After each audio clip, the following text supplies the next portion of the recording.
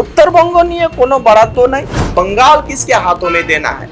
राष्ट्रवादी के हाथ में देना है कि राष्ट्र विरोधियों के हाथ में देना है? और বাংলা যেভাবে বঞ্চনা হয়েছে যেভাবে এবার কিন্তু এই ভোটে এরা সেই জবাবটা দিবে। बाहर के घुसपैठों को यहाँ रख के यहाँ अपना वोट बैंक बढ़ाने की राजनीति हो रही है। मजबूरी में पलायन करना पड़ा है ऊटी केरला में चाय बागान में काम करने के लिए। सरकार आया है चाय बागानों के लिए अलग से कोई व्यवस्था किया हो या नहीं हुआ है किसी भी बजट में। चाय बागानियों को ये आदमी ही नहीं समझते, ये स्थिति है। यह स्पष्ट भी हुआ है क्योंकि 15 साल में ये लोग कुछ नहीं कर पाए चाय बागानों के लिए। একটা কথা তো এখানে স্পষ্ট এই বাজেটে যে এই সরকারের যে কথনি আর করনিতে অনেক তফাৎ। তাই আমি মনে করি এই বাজেটটা এই সরকারের উত্তরবঙ্গের প্রতি কি রকম ভালোবাসা কি মানসিকতা উত্তরবঙ্গ নিয়ে এখানে স্পষ্ট এরা করিয়ে দিয়েছে যে এরা কোনোদিন উত্তরবঙ্গকে ভালোভাবে দেখছে না। উত্তরবঙ্গাল ভালোভাবে গড়ে তুলে মানে আসুক, উন্নয়ন হোক উত্তর বাংলার মানুষগুলি মানে আর্থিক হিসাবে সামাজিক হিসাবে আর এই মানে ভালোভাবে এরা উঠে দাঁড়াক, এটা এই সরকার চাচ্ছে না, চায় না কোনোদিনও। সেটা এই বাজেটে এরা কিন্তু স্পষ্ট করে দিয়েছে। উত্তরবঙ্গ নিয়ে কোনো বরাদ্দ নাই। উত্তরবঙ্গের উন্নয়নের জন্য যে ভাবে এরা মানে এর 15 বছর তো হয়ে গেছে, 15 বছর তো হয়ে গেছে আর কি বলুন তো। এবার উত্তর বাংলার লোক এদেরকে দেখাবে যে উত্তর বাংলা যেভাবে বঞ্চনা হয়েছে যেভাবে ওনাদের যে অবস্থা এই সরকার মানে ছেড়ে রেখা হয়েছে, এবার কিন্তু এই ভোটে এরা সেই জবাবটা দিবে 24। जहाँ तक उत्तर बंगाल की चाय बागानों की बात है, या नहीं है कि सरकार नहीं जानती वहाँ की समस्याओं के बारे में। और हम जब से विधायक बने हैं, हम कई बार, मेरा पहला वक्तव्य ही विधानसभा में चाय बागान के लेके ही था। उस समय भी हमारे मधु चाय बागान वहाँ बंद थे। कालचिनी में हमारे विधानसभा में उस समय में 4-5 बागान बंद थे और आज भी चाय बागान बंद है। पूरे उत्तर बंगाल में देखा जाए तो लगभग 300 चाय बागान है और वहाँ हजारों श्रमिक काम करते हैं। लेकिन जब से यह सरकार आया है चाय बागानों के लिए अलग से कोई व्यवस्था किया हो या नहीं हुआ है किसी भी बजट में। और दूसरी बात, आए दिन चाय बागान जो है इंडस्ट्री ये बढ़ने की वजह घटती जा रही, बंद होते जा रहा, अबेंडन हो रहे हैं। और जो वहाँ के जो एम्प्लॉयर है उसके ऊपर किसी भी प्रकार की कार्रवाई हो आईनी रूप से या नहीं हुआ है। लोग आज चाय बागान के लोग बाध्य होके मजबूरी में पलायन करना पड़ा है ऊटी केरला में चाय बागान में काम करने के लिए। यहाँ के चाय बागानों में क्या सैलरी है, दैनिक मजदूरी क्या है, ये आपको पता ही है। यहाँ सरकार जो है आज तक मिनिमम वेज तय नहीं कर पाई है। यह सबसे बड़ा दुर्भाग्यपूर्ण है हमारे लिए कि ऐसी सरकार है कि चाय बागानियों को ये आदमी ही नहीं समझते, ये स्थिति है। और यह स्पष्ट भी हुआ है क्योंकि 15 साल में ये लोग कुछ नहीं कर पाए चाय बागानों के लिए। और इसीलिए आज जो है चाय बागान के मालिक जो एम्प्लॉयर जो है मनमानी कर रहे हैं। कानून कहता है कि कोई भी चाय बागान बंद होने से लगभग 3 महीने आगे विषय का जो है कंसर्न कलेक्टर को के संज्ञान में दे, सरकार के संज्ञान में दे। और फिर जो है कलेक्टर तय करेगी, डीएम तय करेगा कि ये चाय बागान बंद होना है कि खुलना है, बंद होना है तो किस आधार पर होना है, तो यह तय करेगा सरकार। लेकिन यह सब जानते हुए भी, ये एक्ट जानते हुए भी, कानून जानते हुए ये कानून तोड़ के जो एम्प्लॉयर है बिना बताए वर्कर को, बिना कोई स्ट्रॉन्ग रीजन, कोई कारण बगैर कई हफ्ते से कर रहे, माने कई बागान में 6-6 महीने का पेमेंट ना दे के भागे है मालिक, उसके ऊपर कोई कार्रवाई नहीं है। कुछ ही दिन आगे ही कालचिनी रायमटंग बंद पड़े, आपने देखा, भरनाबाड़ी बंद हुआ, लेकिन उस अभी भी मधु बागान बंद है। लेकिन कोई सरकार की ओर से किसी भी प्रकार के जो उस चाय बागान को ठीक तरह से नियमित रूप से चलाने की कोई व्यवस्था किया हो या नहीं हुआ है। आपको बता दूं कि इसी विधानसभा में मैंने कई बार जो मालिकों के ऊपर एफआईआर हुआ है उस पूरे एफआईआर कॉपी एफआईआर नंबर सब सेक्रेटरी विधानसभा में ही हम जमा किए, सेक्रेटरी के यहाँ स्पीकर के संज्ञान में भी दिया। और सेक्रेटरी के यहाँ से भी हमको फोन आता है कि जो आप विषय को ये थे जो कंसर्न विभाग में कार्रवाई के लिए दे दिया गया है, लेकिन आज तक कोई कार्रवाई नहीं हुआ है, जिसके कारण एम्प्लॉयर का जो है मनोबल और बढ़ गया और शोषण करने लग गया है। सरकार, मालिक तो शोषण कर रहे थे, सरकार भी शोषण कर रहे हैं। एक माने एक तरह से देखा जाए तो हमारे चाय बगानियार को ये लोग माने कीड़ा मकोड़े की तरह ऐसा ये कर दिया है, ऐसा बना के रखा है। हम खुद चाय बगान से आते हैं, हम कई बार विषय को दिया, हम यहाँ तक कि चाय बगान की जमीन नीति कैसी होनी चाहिए उस विषय में भी विधानसभा में हम बताएं। उसके बाद प्राइवेट मेंबर बिल जमा किया, उसका आज तक कोई सुलह नहीं हुआ, आज तक उसको डिस्कशन में नहीं लाया गया। कल तो लास्ट सेशन है, आपको पता ही है, तो ये लोग लाएगा भी नहीं, क्योंकि ये लोग नहीं चाहते कि चाय बागान के लोग सामाजिक और आर्थिक रूप से संपन्न हो, मौजूद बने। वे जहाँ रह रहे हैं, जो उनका अधिकार है, उनका घर बिट्टा, उनका जो जमीन, जो लैंड राइट्स है, उनको मिले या नहीं चाहते। अगर चाहते या एक मानविक सरकार होता तो ये सब करते। इस बार यह स्पष्ट है कि जो सरकार ने हमारे ऊपर किया है उसका जवाब भी सरकार को इस बार देगा जनता।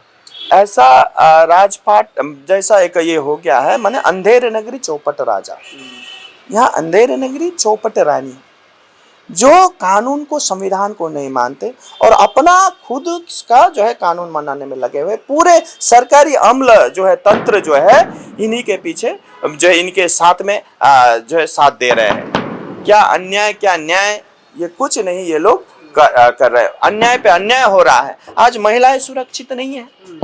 आज दिन दहाड़े सरकारी जो है कार्यालय में या सरकारी एक आप देखिए, जैसे कि आरजीकर की घटना को ही लीजिए, एक सरकारी जो है एक मेडिकल कॉलेज जहाँ पे हमारे जो है बेटियां पढ़ने जाती है, जो है हमारे बच्चे पढ़ने जाते हैं, वहाँ पे कड़ी माने ऐसी व्यवस्था, जो ऐसी घटनाओं का होना, ये जघन्य एक घटना जो हुआ है, ये पूरे जो है बंगाल को शर्मसार करने वाली घटना हुई। और वहाँ पे सरकार की जो कार्य होती है कि ऐसे जो लोग हैं, जो ऐसे राक्षस जो प्रवृत्ति के लोग रहते हैं, उसको पकड़ के कानूनी व्यवस्था करके उसको अंदर जेल में डाला जाए, ये नहीं होता है। सरकार तो उनके ही पक्ष में खड़े रहते हैं, सबूत मिटाने में लगे रहते हैं। ऐसी सरकार से और क्या आशा करेंगे। मैं इतना ही कहूँगा आपके माध्यम से, जो भी आपके इस चैनल को देख रहे हैं, आज बंगला को देख रहे हैं, कि कृपया आप एक बार अपना हाथ छाती में रख के जरूर इसमें चिंतन करें। जो आगामी दिन जो एक लोकतंत्र में जो है एक प्रक्रिया है चुनाव की, उसमें आप लोग सहभागी बने और यह जरूर सोचें कि बंगाल किसके हाथों में देना है, राष्ट्रवादी के हाथ में देना है कि राष्ट्र विरोधियों के हाथ में देना है, जो आए दिन घुसपैठ को जो है बंगाल पे घुसा रहे हैं और हमारे यहाँ के लोगों को जो है प्रताड़ित होना पड़ रहा है। ये स्थिति है। और उत्तर बंगाल को तो आप लोग देखे हैं, एकदम जो है उत्तर बंगाल में अभी पूरे बंगाल में उद्योग के नाम में क्या चलते, क्या है बताइए। कोई काल कारखाने आई हो, कोई बड़े कारखाने यहाँ पे लगे हो, ऐसा तो नहीं हुआ है बंगाल में।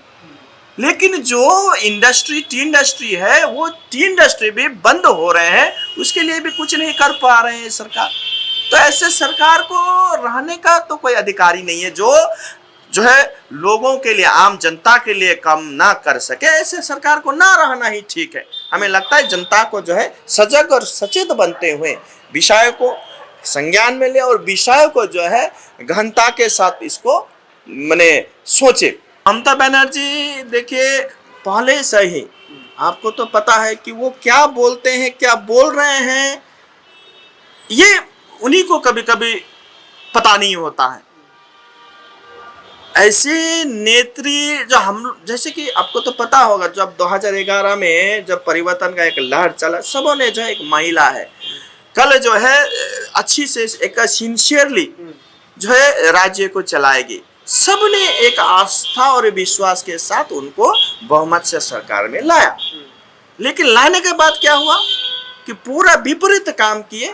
और एक महिला होने के बावजूद जिस प्रकार के महिलाओं के लिए उनका एक मानसिकता होना चाहिए काम करने की, वो नहीं दिखी। महिलाएं शोषण माने शोषित हो रहे हैं, महिलाएं उनका डिग्निटी हनन हो रहा है, उनके लाज उनसे छीना जा रहा है, लेकिन सरकार चुप बैठी है और बहुत बहुत जैसे ऐसे गैर जिम्मेदाराना वक्तव्य देते। कभी उनको जो है, आपने तो सुना ही होगा जब ये घटना हुआ था तो उसको इससे पहले भी 10 लाख रुपए उनको देने का बात किया था। यहाँ के उनके ऊपर जो सहानुभूति और जो उनके करनी है, जो उनका वाकई में जो करना है वो तो नहीं कर रहे हैं। तो ऐसे इरिस्पॉन्सिबल वक्तव्य उनके मंत्रियों के यहाँ से भी आते हैं। आपने तो खुद देखा, ये एक विधायक है कोई गिरी है ना, वो किस प्रकार के एक कलर के ऊपर, जो वो भी हमारे एक देश के महामहिम राष्ट्रपति के ऊपर ऐसे वक्तव्य का एक रखना, यह अपने आप में निंदनीय है और शर्मसार करने वाली है। पूरे बंगाल को ऐसे वक्तव्य वो करते हैं और सदन में खुलेआम वो रहते हैं। तो ऐसे लोगों की जो नेत्री है माननीय मुख्यमंत्री ममता बंदोपाध्याय, तो इनसे क्या आशा करेंगे? ये फुट डालो, शासन करो, राजनीति पहले भी की है, अभी भी कर रही है। वोट बैंक की राजनीति है, वोट बैंक बढ़ा रहे हैं, वही कर रहे हैं, इसलिए ना वो एसआर का विरोध कर रहे हैं। नहीं तो इसमें देखिए आज यहाँ पे कौन क्या हो गया, ये हैरेसमेंट हो रहा है, ये सब विषयों को ये ला रहे हैं। ज्यादातर जो इस सार में काम कर रहे हैं, क्योंकि भारत चलता है संघीय ढांचा पर, जो भी हो, जो भी इलेक्शन कमीशन जो भी करेगा उसी ढांचे में करेंगे। और जो है यहाँ पे जो है सरकारी तंत्र जो है, जो सरकारी जितने भी लोग हैं ये स्टेट गवर्नमेंट के, उनके साथ ही लग के काम कर रहे हैं। तो लोगों को हैरेसमेंट ना हो वो देखना चाहिए। वो तो उल्टा जो है और ठीक से जो एसआर हो और जो वाकई में घुसपैठ है उसको खोज निकाले। अभी भी हमें लगता है कि ऐसे कई जगह है जहां अगर ठीक से एसआर की प्रक्रिया होती है तो और भी लोग निकलेंगे जो घुसपैठ जो यहाँ पे बैठे हुए हैं। सरकार उनको अगर छुपाने लग गए तो इससे बड़ी दुर्भाग्य पश्चिम बंगाल के लिए क्या होगी कि आज पश्चिम बंगाल सरकार जो अपने घर आंगन को स्वच्छ, सुरक्षित और सफा रखना चाहिए, लेकिन काम जो है उल्टा कर रहे हैं। बाहर के घुसपैठों को यहाँ रख के यहाँ अपना वोट बैंक बढ़ाने की राजनीति हो रही है। इससे जो है आने वाले दिनों में बंगाल में थ्रेट है, खतरा है, ये तो सब जानते हैं। इसीलिए हम लोग कहते हैं कि भाजपा वालों का स्टैंड क्लियर है कि हम उनके साथ हैं जो देश के साथ हैं, स्पष्ट है। राष्ट्रवादी बोलते हैं लेकिन अपना कार्य जो है ठीक विपरीत करते हैं, तो आपको राष्ट्रवादी कहा जाएगा क्या? नहीं कहा जाएगा। हम अभी भी समय है, इधर उधर सुप्रीम कोर्ट ये जो जाना, इसको रोकने की चेष्टा करना और जो है पिछले जो इस जो लिस्ट है वो निकला है उस पे वोट ना हो, इस प्रकार के वक्तव्य को रखना, यह स्पष्ट करते हैं कि वो सत्ता के लिए ही राजनीति कर रहे हैं। उसे हमारे बंगाल के भविष्य का कोई चिंता नहीं है। या इसका यह जो है करनी से स्पष्ट दिखता है।